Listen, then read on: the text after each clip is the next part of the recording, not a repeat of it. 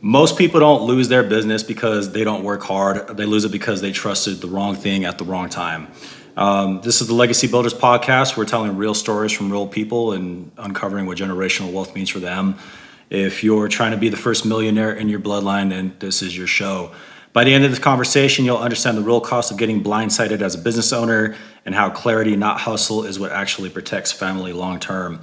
We're going to hit three big things today: where Jason started, the moments that almost took him out, and the mindset shift that changed how he builds everything. My guest today is Jason McKenzie. He is an entrepreneur, an author, and someone who's built a career helping small business owners get visible without getting taken advantage of. Jason, before we dig into my framework, why don't you give people an idea of who you are if they're listening to you for the first time? Awesome. Hey everyone, Jason McKenzie. I have been a business owner and an entrepreneur for most of my life. Been involved in a number of different ventures, joint ventures, startups. Things have gone well, things have gone terrible, had some crash and burn. But there's one thing that was consistent, and it's this idea that when we take the action to do what we want and chase our dreams, even if things don't go right the first time, we can always pivot, adapt, and we take the knowledge that we learned to make it better the next time. Yeah, the reason I'm smiling, Jason, is because we just finished recording a session, found out it wasn't recording, and here we are pivoting. So that's perfect, right? Hey, we just took it as a knock to the chin, and we're at it again. So I thank you for sticking around for another session, man. Yeah, you all are lucky. This one's going to be way better than the one we didn't record. Yes, we're just putting in the repetition. So we talked a little before, and you have a goal of being on 300 podcasts. Yeah. What was your spark behind that goal? So the real fire behind all of that is I want to help 1 million people. Like, there's at any given time about 30 million businesses in America, and they're failing every day, and new ones are starting every day. And I thought, there's a reason that they're failing. I want to be the thing that helps more businesses stay or become successful and stay successful. And so I'm on a mission to help 1 million small business owners to have a transformation so the business works for them instead of grinding them to dust. So that's the real thing. For me to be able to reach out and be on 300 podcasts, I thought, what would be a number that's scary? Because 100, and this is in 12 months, 100, that's totally doable. That's like one every 3 days or something. But 300, I have to be on my A game. I've got to go for it. I've got to chase this with intensity. And so it was a big enough number to scare me, but I still am going to chase it. Yeah, that's great, man. What do you think changes for somebody when they put themselves in that many conversations? Anytime we do something that much, things that used to be really scary become really natural. Like, you see the people who are at the gym and you're like, oh man, they don't even need to be at the gym. Why are they?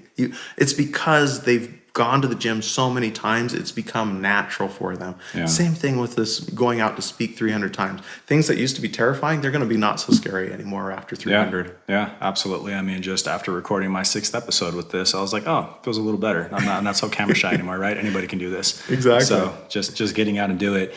Take me back before the book, before the consulting.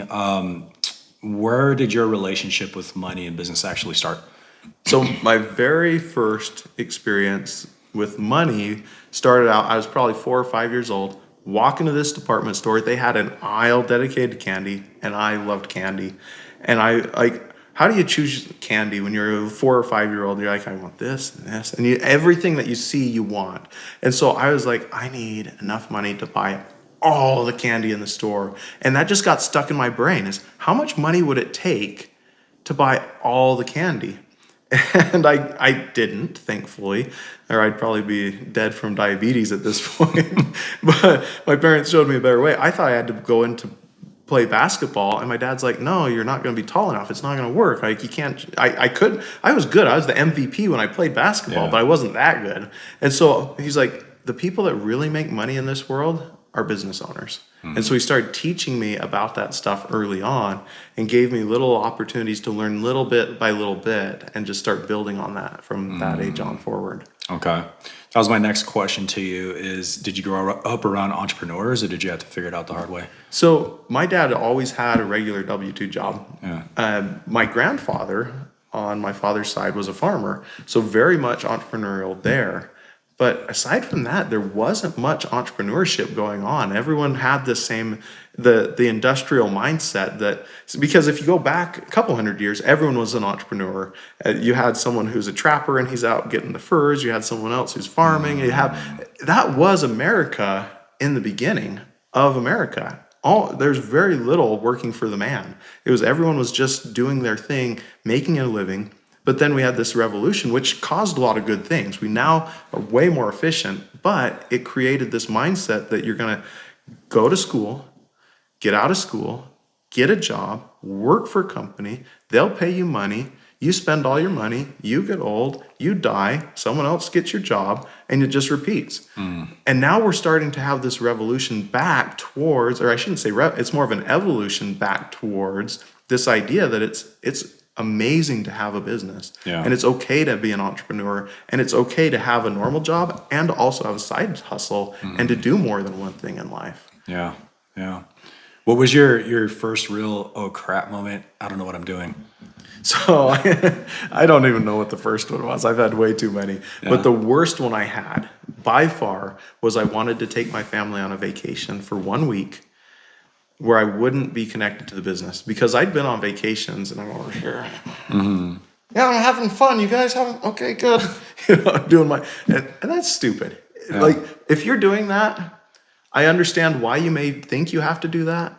It's not where you want to be. Yeah. Everyone can admit it deep down inside. No one wants to be in that position, but I'd put myself in that position, and I literally was ready to go on the vacation. I told my customers, I had a couple of employees at that point, but I was like, I'm going to be on vacation for a week. There's no internet, no cell phone, nothing. You can't get a hold of me. And they looked at me and they're like, what if something goes wrong? I was like, I have employees. They're like, we need you. I was like, I'm going to have to fire that customer. But the problem wasn't the customer. Yeah. I was the problem. You hadn't built the systems yet. I built the wrong systems. They all relied on me because I had employees. I had all these things. But I'd made myself the central hub, and everything revolved around Jason. I couldn't afford to be sick. I couldn't afford to take time off work. I couldn't afford to go on vacation. Not necessarily from a financial standpoint, but because I was so stupid, I'd build a prison instead of a business, and I was the inmate. It was bad. Man, I remember that feeling. I did not like that feeling. For me, it was on the dog training side, and I was the salesman. I was the trainer. I was the face of the business. So if I got sick, guess what? I'm sucking it up. I'm trying to figure out how to put myself together and get in front of that customer, put on a good presentation, and teach. And that is rough, man. So yeah, it's terrible. Yeah. Being in that position is a terrible place to be. Oh yeah. Well, I'm glad you got out of it. Yeah. What would you tell somebody right now who's listening, who's going through that phase in their journey right now? What's one piece of advice you can give them to get out of it? Well, the first thing I'd want to say is recognizing that's where you're at. That's not a bad thing. It's depressing. Yeah. When that moment hits and you're like, oh, what did I do to myself? That's a terrible, like, there's no positive warm fuzzies. But you should be celebrating right in this moment. And the reason you should celebrate is you're now at the pivot point where you can change. And if you make the choice to change, there's no reason why you can't rebuild your business. And if you rebuild it, you are so much closer to freedom than you think. The reason being, you already have a business. May not be wildly successful. And if it's not, it's probably because the business owner, me, you, whoever it is, you're the central hub, and so you're also the bottleneck. Yeah. You only have so many hours you can work. So your business is limited by you. So as soon as you decouple yourself from that, you're now giving your business the wings to take off. So it should be a celebration moment as much as it's a painful moment. That's good. We talk a lot about generational wealth. What does it mean to you? Well, to me, the first thing is, what is wealth? And as a little kid, I thought money was wealth.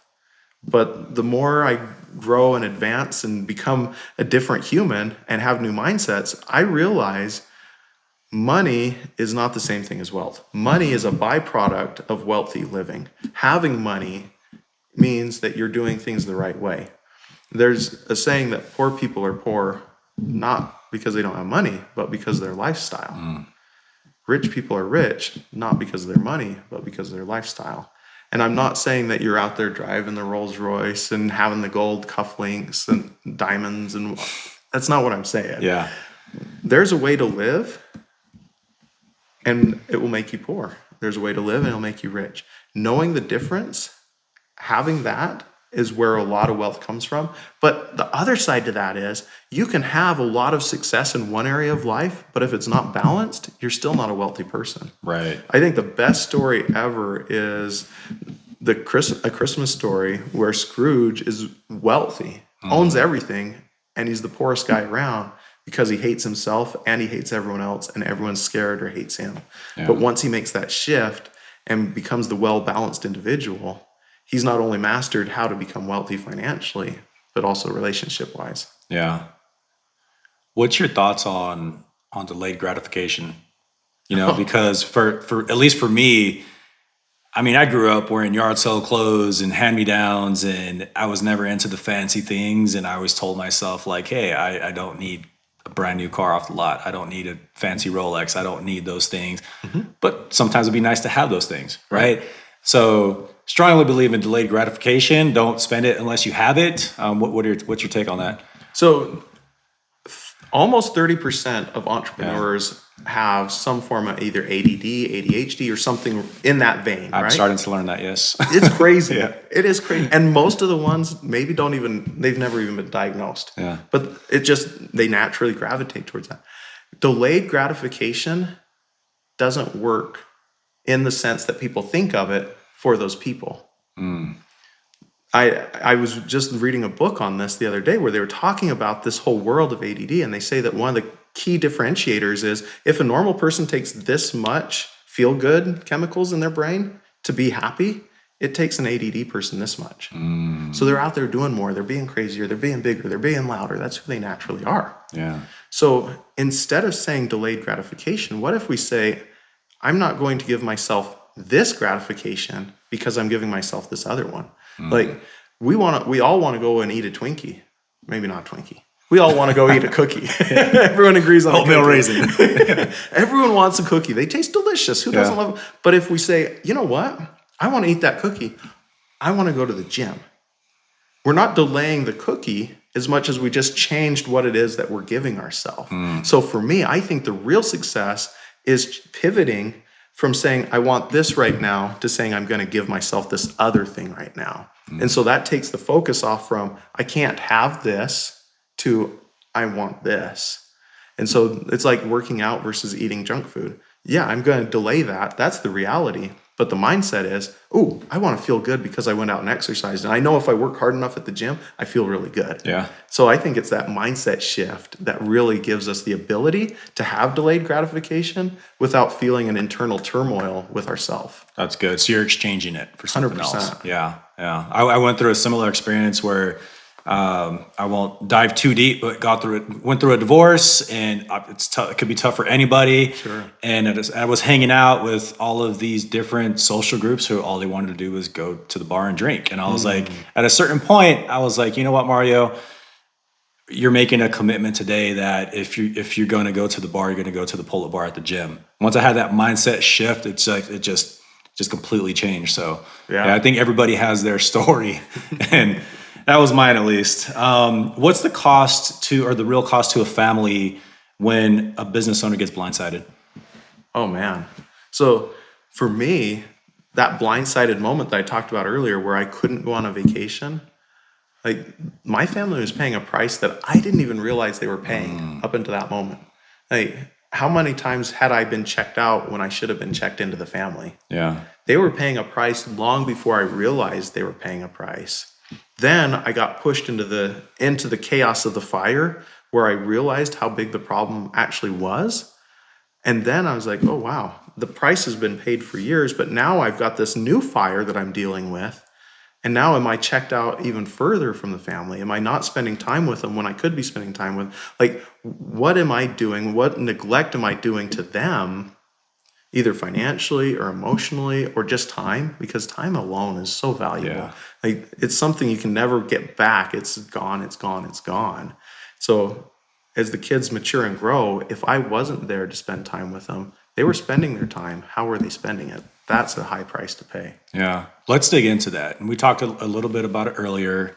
You mentioned that I guess I asked the question, do you have a hard time separating business from family or your family time and actually being present with your kids, right? And you said something that really stuck with me and is kind of a key note that I'm going to put in the back of my mind. Why don't you touch on that a little bit? Yeah, so as an entrepreneur, we are wired to go after the business with intensity. Yeah. Like we have a goal, we have a vision, or we have a problem, or some of each, and we're chasing it. And our subconscious is there to support us in that, and it's pushing us. Like we gotta get this done, we gotta solve this, we gotta fix this, and we get a dopamine hit every time we solve a problem. That's so It's a true. reward. I mean, you've trained dogs. Yeah. Humans aren't that different, right?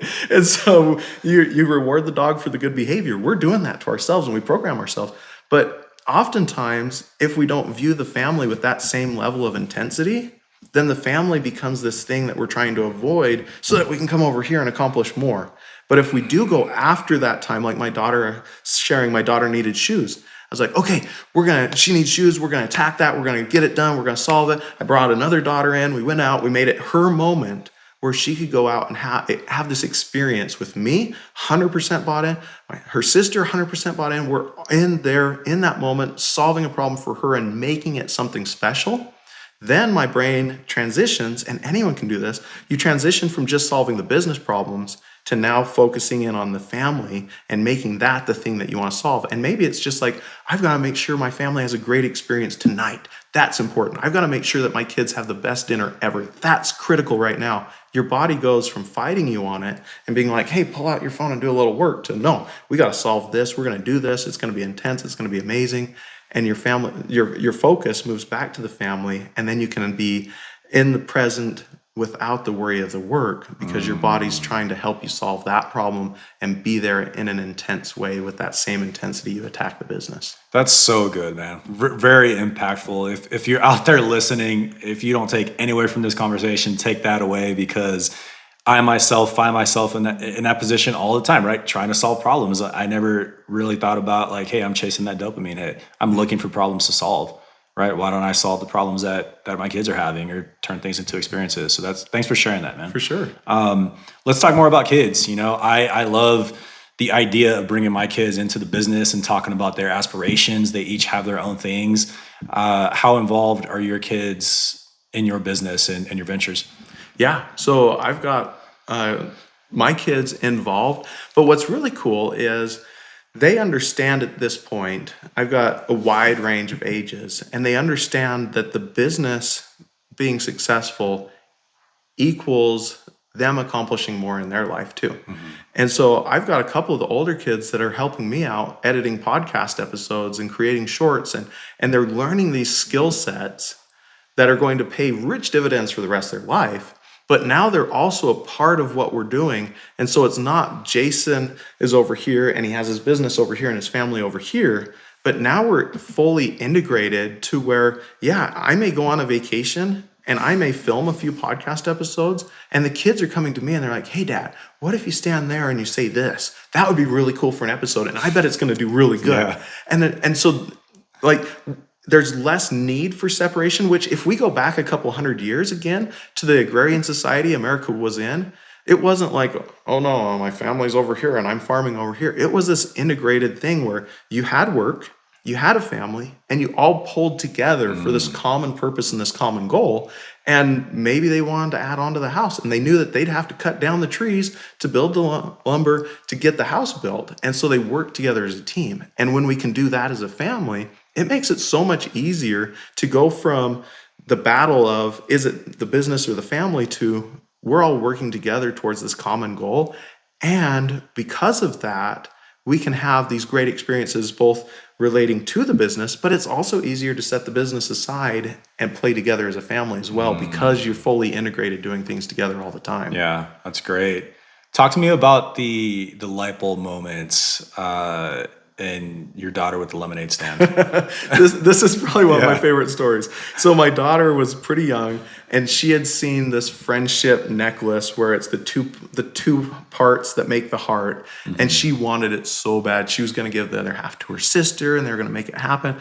And my wife isn't big on just giving the kids whatever they want. And so she was like, no, that costs money. You're going to have to figure it out. And she's like, And she's like, okay, how am I going to do this? Well, she came and asked my wife. She's like, hey, can I go make some lemonade? I was, sure, whatever, it's fine, go ahead. And a few hours later, they had made lemonade. They'd taken it outside. They set up a stand, but we live in a quiet cul-de-sac and it's like March. It's freezing cold. No one wants lemonade in March. And so they're like, sitting there, and they decided, they went and started knocking on every neighbor's door to tell them that they were making lemonade so they could buy this friendship necklace. And pretty soon all the neighbors are coming over and buying lemonade. And she's like, this is great. I can sell people stuff to get what I want. I can start my business and get money. And she comes back and we had no clue what she's doing for most of the time. She's like, Mom, this is amazing. All these people bought, and I have enough money to buy the necklace now. And we're like, oh, great. That's so cool, man. I love hearing those light bulb moment stories with kids. They're definitely the next generation. So just seeing that, like, those critical thinking skills develop. Okay, I'm not getting what I need this way. How do I solve the problem? And the fact that she went out and she took that initiative and she ended up with the result that she was looking for was really, really cool. Talk to me about businesses, and I guess some of them that you probably should have survived but didn't. I think that oftentimes a business fails. At your intro, you said that it's usually not the hustle, right? They're out there trying. What I've discovered happens so often is, in life, we all have blinders. And some people call it the difference between reality and our map.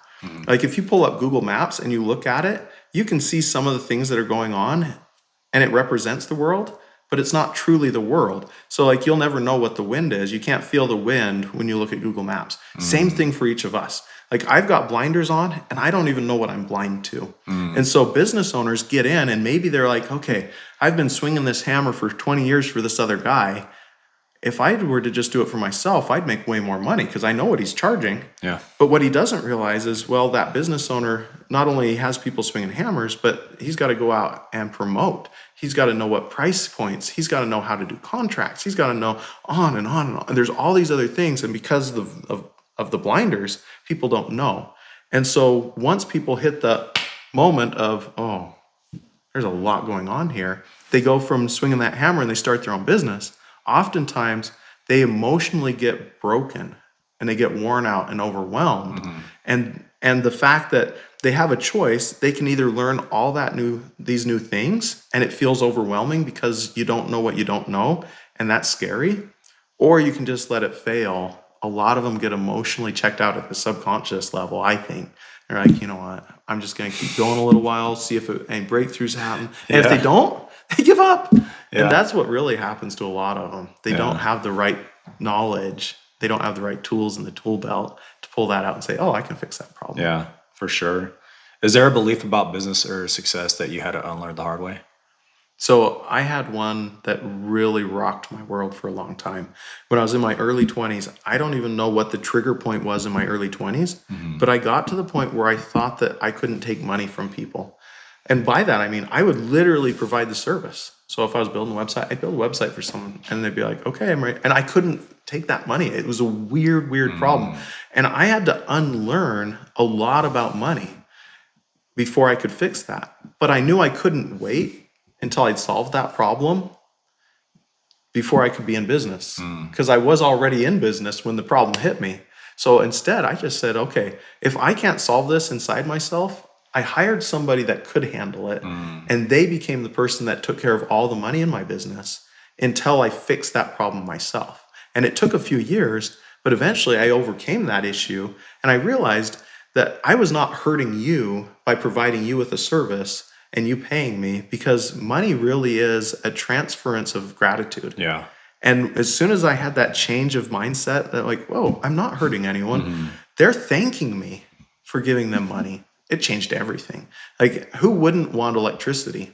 And when you have the electricity bill, you're like, oh man, I have to pay out. And instead you're like, wait, Thank you. I have electricity. That means my fridge works. Yeah, I'll pay you money. I have an oven. I have a dishwasher.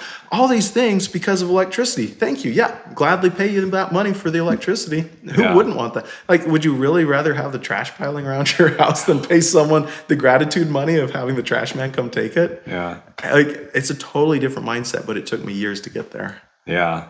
I think it's definitely a learned skill too. Trying to shift from gratitude to, oh crap, this is another bill I got to pay. It depends what stage of life you're in, Sure. But now it's just like, I got to do it. I got to do it. But yeah, I think I need to work on that a little more. I am grateful for having the electricity and being able to record off my cell phone and lots of things that we take for granted, Yep. You wrote small business, big visibility. What problem were you actually trying to solve when you decided to write that book? Yeah, so the book is specifically about local SEO. And I kept running into business owners who were being taken advantage of in a terrible way. I kept hearing, oh, yeah, I just signed up for this guy. He's going to help me with my online presence or SEO. Yeah, that's what it was, SEO. And I'm locked in a contract for 6 months and they're taking $2,000. I'm like, what are they doing for you? Well, they talked about how I have these tag things that need fixed. I don't God, know you're outside speaking of to the that. choir, man. And I'm like, "Ah, these dirtbags are too dishonest to sell used cars." And so now they're selling SEO services. So I was like, I know SEO inside and out. Yeah. I've helped companies compete against some of the biggest names. Like I've literally had my customers, we were competing against Home Depot, Lowe's, Walmart, Amazon, national searches, selling products online. I know SEO. And I got sick and tired of these dirtbags that would charge thousands. And in 6 months, they're like, oh, yeah, you won't see any results for at least 4 to 6 months. Well, 6 months later, that guy now has $12,000 from a small business owner who couldn't afford it.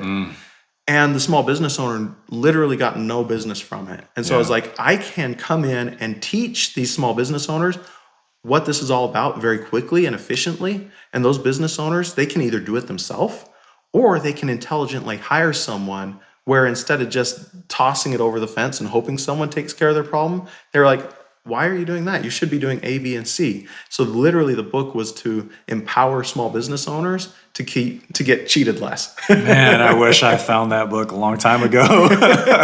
Speaking from my experience, I think I paid 30 to 40 grand in vendors that overpromised, underdelivered. Yeah. You're talking SEO agencies to marketing agencies, and a lot of it was the fact that I was following blindly because I got into a franchise, and the franchise, their headquarters location drives $4 million in revenue. My first year, I did about $189,000. They have a lot more money to play with, Yeah. right? Us on the small business owner side, we don't. So $1,000 a month to us is a big deal. Oh yeah. Plus $1,500 for advertising, plus ad spend. Like things add up. So at the end of the day, we're left with very thin, small margins. So for me, at least, once I started jumping down the Chat GPT rabbit hole and started figuring things out, I was able to build like an SEO back engine that I can plug into my different businesses and systems. And Yeah. it was a game changer, man. But not everybody's like me. Not everybody's like a Jason McKenzie. All right. Sure. So yeah, that's very powerful. If you haven't checked out the book, check it out. Looking forward, what else are you trying to build? So I'm co-authoring my second book right now, and I'm looking to help where I was when I couldn't go on vacation. I'm looking to help those people. So we're going to help 1 million small business owners get themselves unstuck from that cage that they built themselves in. And that's what this next book's all about, is helping people get unstuck, because it was terrible. But I also, on the flip side, how good would it be if we could help 1 million business owners to be able to have more freedom so that they can chase what's important, take care of their family, take care of their kids, improve the community, make the world a better place. As the tide rises all ships, right? This is my contribution. I'm going to go out there and I'm going to make that happen for 1 million small business owners. Yeah, that's great. That's great. I feel like having conversations with folks like you, we all have that same goal in different ways, and just hearing those different perspectives, it's cool, man. What does enough look like for you? Huh. So like That depends on the yeah, context. yeah. Like enough cookies is usually about 3. So business, right? 10 years go by, you've helped your 100 businesses. Is that enough? Is there a stopping point for you at some point?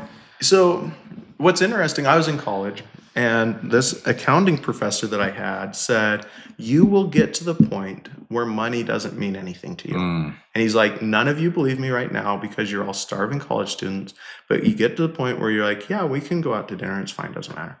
Yeah, we can go buy this. It doesn't matter. If you hustle in America, he said, it'll pretty much happen. You may not be uber rich. You're not buying jets, but you can live a comfortable lifestyle and it won't matter. That can happen for people, but the work is not about making enough money as much as it is what positive impact can be had because we're going to stand and shine for the world and say, hey, there's a better way. Come do it this way. And so is it Bob Proctor, Jim Rohn? One of them said, I don't remember who it was, but one of them said that work was created for humans. Yeah. So that and the work that we do doesn't have to be tied to the way we make money, but the work that we do brings us fulfillment. We're so much happier when we have that goal. We have the thing we're chasing. We're trying to help. Yeah. So probably as long as I'm alive, like what I'm doing might shift, but I'm going to be out there trying to make the world a better place because there's always a need for the world to be better. Yeah. If someone says that they want generational wealth, but they don't want to protect themselves, and we're talking financially or digitally, what would you tell them? And then earlier, I feel like I fumbled this question, so let me reframe it. If somebody is stuck and they don't want to make the decision or take that leap to spend money on something that could help them, right? How do you help them get them unblocked? Because sometimes you have to show them that they need a service, maybe not necessarily yours, right? Sure. But it's just uncomfortable exchanging that much money, especially when you've been burned so many times. Oh, absolutely. There's a lot of people I've met that will have no problem driving across town because gas is 2 cents cheaper and it takes them an hour round trip. And you're like, how many gallons did you buy? 8 gallons, 2 cents. You save 16 cents and it costs you an hour. Yeah. I can see your mindset is so scarce to the financial side that you don't value time. Yeah. People, like going back to that blinder concept, and I don't even know what my blinders are. I'm going to find some new ones and be like, ooh, that's how I've been living. But people, oftentimes we've been programmed by our past and our experiences to where it may be really difficult to spend that money because you're so busy worrying about saving 16 cents at the gas pump, you're willing to spend an hour of your time. If you're finding yourself in that position, I'd say get a piece of paper, write down all the reasons it's a good idea, all the reasons it's a bad idea, and then just set that paper down for a minute, take a breath, and then look at it and say, I wrote down that it's a bad idea to spend that much money. Why did I say spending that much money is a bad idea? What is it about me that statement says? Do I want to change that about myself? Because there's some incongruencies that is an internal battle when a person has that situation.